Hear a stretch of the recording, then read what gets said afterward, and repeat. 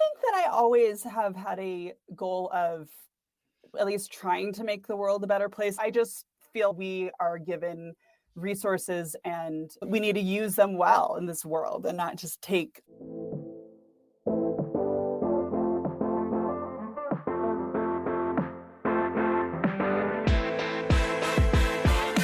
Welcome to the SheSpeaks podcast, a podcast created to elevate women's voices across diverse backgrounds on topics impacting women. I'm your host, Aliza Freud, founder and CEO of SheSpeaks. Each week, I have a conversation with a woman expert who shares her best how-to advice on a topic so we can learn how to better do that one thing from a woman who's been there and done that. Our hope is that these conversations help you feel more inspired to speak up and be heard in your own life and work. Now, on to the episode.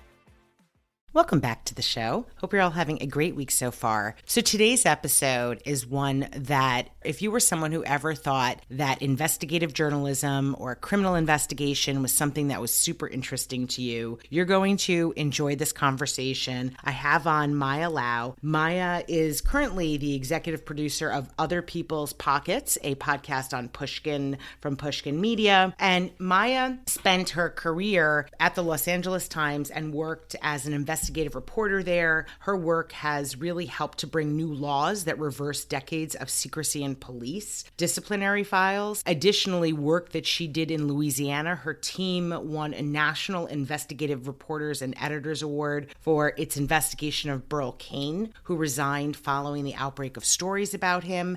And today, what Maya and I talk about is her interest that really helped develop the podcast that she's been working on, her interest in financial investigation and investment. And really what she wanted to do was help break down the stigma we have about talking about money. So on her show, what she does is she talks to people across many different walks of life. You're going to hear some of these really crazy stories of people that she gets to interview and talk about how they make their money. And it's really aimed at being radically transparent about your personal finances so that other people can learn from it. So with that, I'm going to let you hear our conversation. We're going to jump right into it. Here we go.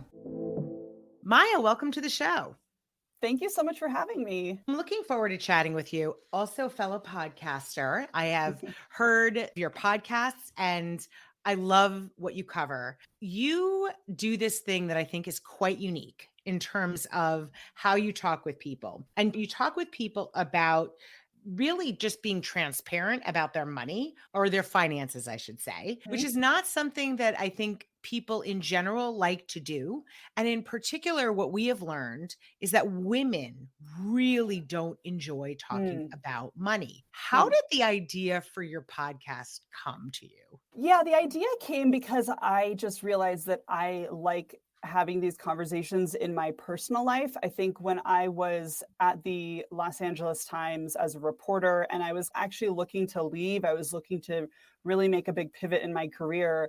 And I was interviewing a lot of people just personally, like, how did you leave journalism? What do you do now? And I would always ask them, how much money do you make? Because a big part of what I wanted was I wanted to make more money. I didn't want to just change careers and then, whoops, I didn't realize that this career doesn't make as much money as I thought. So I just got really in the mode of asking people that. And it was always one of the most fun things at the end of the day to tell my husband, oh, guess what I did today? Guess who I talked to?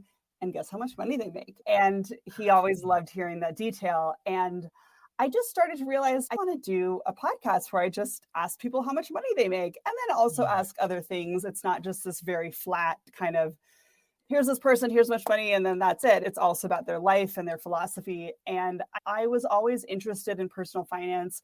To me, it was just something on the side, something that was just part of life.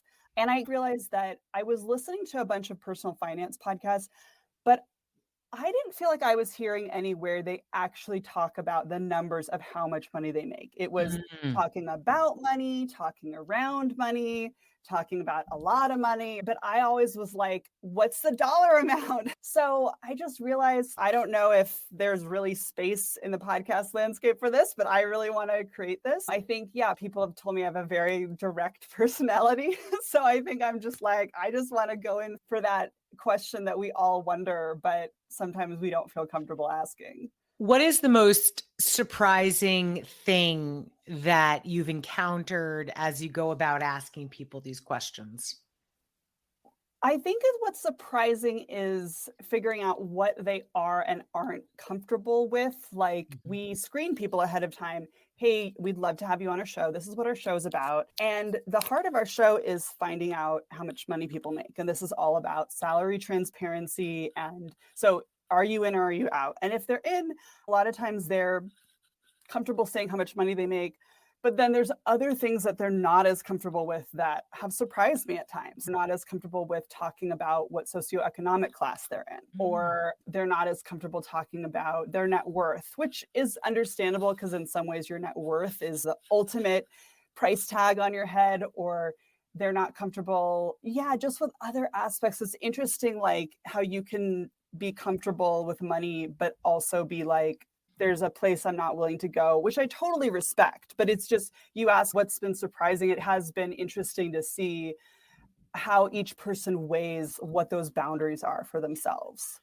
And it's interesting because as you're talking, I'm thinking to myself, as I mentioned before, we know that women, just in the research that we've done, that women don't really particularly enjoy talking about their money, how much money they have, how much money they don't have, what they've invested, all of that. And as you're talking, I'm thinking to myself, I wonder if part of the issue in terms of why people don't love talking about this is because it's somehow connected to their self-worth, right? Oh, Money totally. and worth and how Yeah, those two things go absolutely. together. Does that ring true in terms of your experience? Yeah, I think that is totally the issue, is that it is like revealing sort of the price tag on yourself. And I even remember saying to a boss at one point when I would ask for raises and they wouldn't give them to me. And it was always some person at the super high level. It was like my boss would say I deserve a raise, and then, oh, but the people in whatever department were not giving raises. And I said to my boss at one point, like, it's hard for me to not feel like I am not worth more.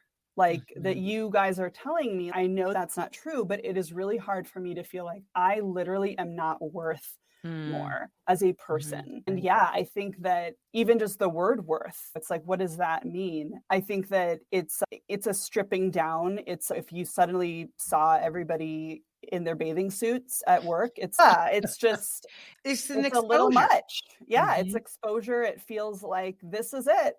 Now Mm. everything, and we're taught, a lot of people, not everybody, but I think a lot of people grow up thinking you're not supposed to talk about money. It's rude. It makes people uncomfortable. It divides people. If you have friends and you can pretend we're equals and then you actually know how much they make, it's, oh, wow, interesting. I did not know. It just, so I think that there's all these things around not talking about, not having practice talking about it. And when you Yeah. don't have practice talking about something, it feels Mhm. all kinds of weird. Yeah. Yeah, there's so much that goes into that. And really, this feeling of, on the one hand, we obviously need money in order to live. That's necessary. But on the other hand, how much does it relate to our own sense of self worth and then our relationships to others? So there's so much in that whole thing. I want to, if we can, take a step back and talk a little bit about where you started. You started as an investigative journalist, and you were instrumental in helping to really work to get laws reversed, decades of secrecy in the police department. And also, I know the Burl Kane, who, can you talk a little bit about who Burl Kane was and the work that you did when you were at the Advocate? Sure. So I was at the Advocate newspaper in Baton Rouge, which, by the way, there's another Advocate, which is a magazine, but this is a newspaper in Louisiana. And I was covering criminal justice. And one of the stories I did with a team was looking at the warden of the Angola prison, which is a very notorious prison. It actually used to be a plantation with slaves on it, and then now literally imprisons majority Black people. It's Mm. just, it's a very interesting and messed up place. But there had always been rumors about this warden, Burl Kane, who had been there a really long time, and all these little side deals he had and little businesses that he created and ways that he basically made money off of his position and made money off of inmates. And we exposed an arrangement that he had financially that went against the prison rules. And he ended up having to step down following the reports. It was a really just interesting experience to see when your journalism has impact in the real world because Yeah. so many times you write stories and nothing happens, which is also fine. But yeah, I mean, basically he had this land deal with the father or stepfather of an inmate, and the inmate got special treatment, and it went against rules about fraternizing in any way with inmates or their families. So it was a lot of making new sources and digging up documents, and something that I think a lot of people had always wondered about this warden. And so Yeah. it was very cool to actually land something. Yeah. And I don't want to make any assumptions, but I know that frequently people do go into investigative journalism to affect change, to right wrongs that they see or exist and are just need to have a spotlight shown on them. So, is that part of what inspired you to go into that line of work? I think that I always have had a goal of at least trying to make the world a better place. I never would pat myself on the back, but I just feel we are given resources and we need to use them well in this world and not just take. So I think I've always had a little bit of that bent. I think I always wanted to work for a nonprofit or something. And yeah, in investigative journalism, some people call it accountability journalism. It's really just trying to hold people in power accountable and trying to hold government accountable and make sure money is spent well. And it's once you crack open the world of all the messed up things going on, you see like, God, I could write a million stories and not even scratch the surface of shining a light Mhm. on all the things that need to change. So yeah, you kind of get it in you, and you're working alongside other people who are very mission driven. But also, I think what I love about investigative reporters is they tend to be very irascible and cranky and very skeptical. And it's not like this, oh, we're so virtuous. It's, oh, we want to fuck that mayor. He's such a crook. It's just really, it's funny, cool personality to be around. Yeah, I think that there's definitely that. And I think that is what keeps you going, especially when you're not necessarily being paid very well or your industry is falling apart. You feel like this is work that needs to be done. Yeah. Your first journalism job was at the New York Times Magazine. Can you talk a little bit about that? Yeah, I was a news assistant at the New York Times Magazine, and that meant that I did a lot of administrative stuff, organizing, and then I was also put in charge of the blog that they had at the time to edit it and commission pieces for it. And I also put together the letters to the editor page. So that was a job that I was very lucky to get through a friendship that I had made. So prior to that, I was in the Peace Corps in Senegal, and I was able Mm. to get to know the West Africa bureau chief for the New York Times there. And through that connection, met another person and met another person and got a job at the New York Times. And so that was my first journalism experience, which is it's not necessarily a normal thing to just start out there, but I was really pretty much bottom of the rung. It was very hard to move up there, but it was a great experience in learning kind of the inner workings of a big publication, Mhm. and just having all these people at your fingertips. I always admired people like Jodi Cantor, who was an amazing investigative reporter who helped break open the whole Me Too thing. And like, Mhm. I was able to just have coffee with her in the New York Times cafeteria and just be like, Mm. hey, I'm your colleague on the sixth floor. Like that kind of thing Mhm. was amazing to have. And Yeah. I don't think I've ever quite had that type of experience since.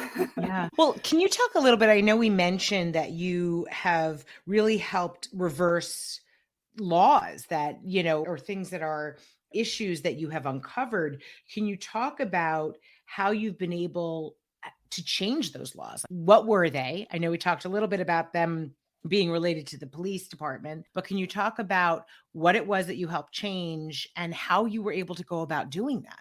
Yeah, and to be clear, I think in that regard, my work did contribute to changing the law. I wouldn't say, oh, this one article by Maya Lau changed the law. But basically, I had been working on this was at the LA Times, and I had been working covering the LA County Sheriff's Department. And one of the big things in California at the time, this was around 2016 when I started working there, was California had the most secretive laws around police disciplinary files in the nation. And people think of California as so liberal, but it has some of the strongest police unions with a lot of money and a lot of power. And over time, they were able to make it very secret when an officer did something wrong, and it was within the internal files. And it was so secret that even prosecutors couldn't get access to it. If an officer was involved in some kind of, investigation, usually the prosecutors can have access to everybody that is a witness, but they couldn't get access to this type of file. And so there was this thing called the Brady list,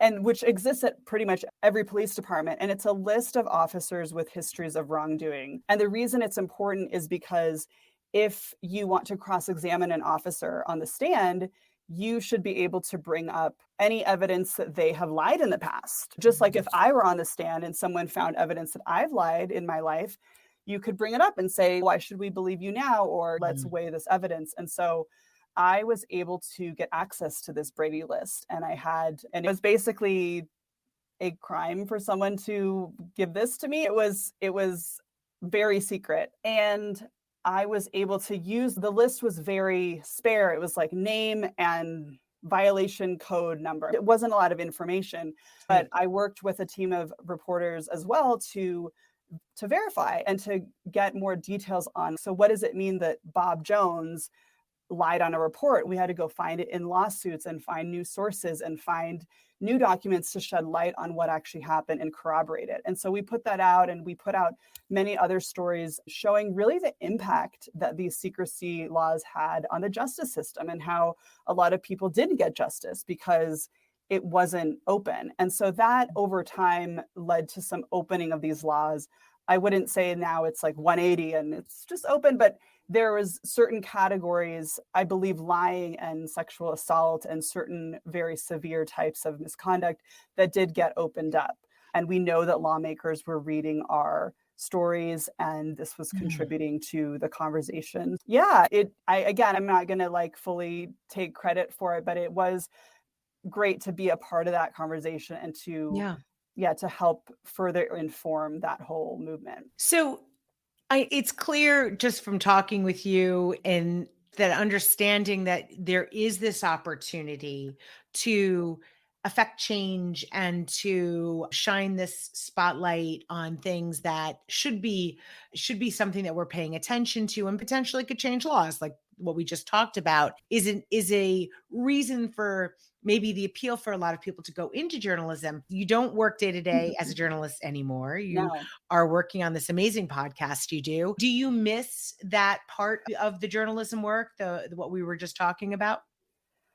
I do a little bit, but not enough to go back. I sometimes think maybe one day I'll go back to traditional journalism, and I could theoretically, well, hopefully it'll always be there, but I'm really excited now about this new adventure that I'm on, which is having my own business. It's also doing this podcast. It feels more like I'm generating the revenue and the ideas. And I think that I just got really tired of working for an employer, which I'm not saying that anyone who works for an employer that's lame or that they should leave that. But it really I had asked for a lot of raises. It took a really long time to get them. There was a real ceiling in terms of salary that you could get as a newspaper reporter. And so that all I think I just realized too, the amazing moments of having impact in journalism are really rare. And a lot of the day-to-day is doing stories that they're fine. And I think they're profound in a way because they contribute. It's like they say, you're writing the first draft of history. Like you're contributing to this body of work that someone will later go back and look at and be like, I'm so glad that someone wrote an article on this. But I think that most of the time it can be not as exciting. And then you're dealing with working for an employer who controls a lot of what you do and controls your time. And you have this sort of like passive, oh, I hope that you pay me more, or I hope that I get promoted. And now I feel like I'm more on this path of hopefully like I'm setting the agenda. Like I'm deciding how much money I want to try to make next year. And it feels more self-driven and still creative in its own way. And in some ways I feel like I was telling someone, like, I feel like I'm still investigating things, but part of what I'm investigating is how to have my own business. It's like I'm still learning and investigating in a way. It's different, obviously, but that's how I feel about it. Yeah. And I, as a fellow entrepreneur, I can completely understand that perspective. I spent the first part of my career working for a very large company and I loved being there. I loved the people who I met in my journeys there. And even the work that we did was super interesting. But when you become an entrepreneur, and it's interesting because as you were talking about it, I was thinking that the phrase that kept turning over in my mind when I made the jump from corporate America to entrepreneurship was master of my own destiny. Especially in large companies, there's a lot of infrastructure that is put in place because it needs to be there. But in my opinion, I felt like, well, why are we doing all this? I feel like we're wasting all this time and energy on these things when we can be focused on these other things. And that idea of personal agency, that's another thing that as you were talking, I was thinking to myself that when you make that leap, it is very much about you taking control. And for better or worse, there are things that as an entrepreneur you worry about that you never worried about working at a company like the New York Times. You're not worried about those things, but as an entrepreneur you are. But if you are someone who does have that need to be the master of their own destiny in this arena, there's nothing like it in working at another company. So let's talk a little bit about more in terms of your podcast now, Other People's Pockets. Do you find that when you talk to women versus men, you are seeing different obstacles, let's say, or inhibitions in terms of wanting to talk about money? So are men different than women when they talk about money? I'm trying to think. Again, I think that there is some self-selectivity to who we talk to, so that when we talk to anybody we talk to, they're already open about money, or like they're at least okay with this project. So those are the kinds of women that I'm talking to, and men. I don't know. I think that women tend to have had more issues with getting promotions or getting raises or that kind of thing. When I've talked to men, I talked to somebody who talked about how, like, as a man, he is not sure if he'd be okay with having a girlfriend or a partner who made more than him. And he acknowledged that was totally fucked up and weird, but he's internalized that in his life. So there's more of that needing to provide things sometimes with men, and women are a little bit more open about, I don't know how to ask for more or whatever. But I don't know. I think that, I guess I do feel like maybe there's a certain type of person that I'm talking to on the show that stuff isn't as much of a hindrance for them. Yeah. What has been the most interesting story you've heard in your travels and talking with people on the podcast? Our opening show, we had as an opening show for a reason, because she's just so amazing and the way she makes money is so interesting. It was Mistress Marley, who's a financial dominatrix. And what that is, I didn't even know there was such a thing. I know. So she is a kind of regular dominatrix as well, which involves what you think would whipping people and stuff. But she has no like sexual contact. She doesn't have sex with anybody, any of her clients. But then she has this other part of her practice that is financial domination, which is really just about money. Some people's kink is to give away their money. Like this loss of power when $1,000 gets drained out of their account, that's their kink. And so she will berate people online. She will say, you worthless piece of shit, you should give me your money. And people send her money. She also does sometimes do I think she called it a cash meet, where she will take somebody to the ATM. And this is most of her clients are men, where like her client has a collar around their neck and she's taking them to the ATM and they have to get money out of their account and give it to her. And then that's it. And then they say goodbye. Wait, did they get the money back? No, Oh my gosh. no, that's how she makes money. So she basically, this is their thing. These Yes, men, this is their mostly thing. men, They get off on it. they want someone to dominate them financially. Yes. So interesting. Yes. So Wow. interesting. And also sometimes she'll do where there's like a screen share and she doesn't have the login and password to their bank account, but they go on their bank account on a screen share and have to transfer money to her. And yeah, I mean, it's just such an interesting, like she, I think, has such an interesting window into money and like why it occupies the psychological space that it does for some of us, and why it's even a sexual turn on, and how much money you can make doing this. It's so interesting. Yeah. Everyone has to check out that episode. Yeah. We will absolutely figure out how to make sure people get access to that episode, because now I'm intrigued. She said it's power. It's like some people, a lot of her clients are, a lot of them are white men. A lot are CEOs, have very high power jobs. They're in charge all day. They want to not be in charge part of the day. Yeah. They want to be bossed around. They want it. There's something crazy about if they told any of their friends that they saw this person on Twitter. She's on Twitter. She's on many different platforms. And she is like looking beautiful and sexy and telling you to give her your money. And they did. And if they told their friends that their friends would say, that's crazy. They get off on this. That's crazy. I can't believe I did that type of feeling. Yeah, different strokes for different folks. Yeah, I love that. I love that you are exploring. It's not just like the typical stories about money and not the typical, let's get radically candid about your money. It's really thinking about different ways that people earn money and delving into why that works. I love that. What an interesting story. I can Yeah. I can understand why that one is one that stands out for you. Where do you hope to be with the podcast as you move forward? What do you see happening next for the show?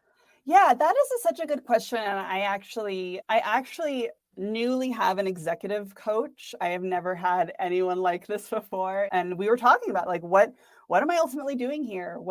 And I don't know. I will say that I do feel there's been a lot of positive reception so far to the podcast. And people have said there's something about this that feels fresh. Like I'm not used to someone actually saying, oh, I make $500,000 a year or whatever, or less. And by the way, it should be noted that the show is not all about rich people. We don't want it to be about like only people who make a lot of money. But I don't know. I was just saying to her, like, I see it's like seeing through frosted glass. Like I see that there's something more for me and that this could grow and that this could be a launching point for something else, but I really don't know what it is. And for now, I'm just really excited to keep doing the show, keep having people on that are interesting and make money in interesting ways. And hopefully for this to help continue to contribute to the pay conversation. Like today is equal pay day and people are talking about what does equal pay look like. And part of that is just being open about your salary, whether you're open really publicly or just with a colleague. It's important to like get used to having that money conversation, just like we've, to different degrees gotten used to having conversations about sex or things that have felt really private. You got to talk about them. So for now, my hope is just that it continues to contribute to that conversation and that we get more used to like hearing what other people make and maybe even sharing what we make. And for that to all help us to either, if it's make more money, if that's what you want to do, or at least just feel more empowered that and that it's not just we're living in darkness and we're not allowed to talk about this. Yeah. Maya Lau, if people want to follow you and learn more about what you're doing and the show, where should they go? Sure. So anyone can find Other People's Pockets at anywhere that you find your podcasts. I am on Twitter at Maya Lau, Mayalau, and I'm on Instagram and TikTok at It's Maya Money. And There's my website, mayalau.com. And other than that, I think that covers it. But yeah, thank you so much for having me on. Thank you for this. And I love the stories that you're unearthing. I'm now so intrigued by the financial dominatrix. I want to know how much money she makes. I want to know all of it. And I'm sure you cover that. What a cool and interesting twist on what people are talking about, because there are so many podcasts and it's a very important thing that obviously everyone makes money or Mhm. has some association and connection with money. So I'm excited for people to hear our conversation and check out your show. So thank you for spending this time with us. Thank you. Thank you for listening. If you're an influencer or a brand that wants to work with us, please feel free to email us at info@shespeaks.com. Until next time.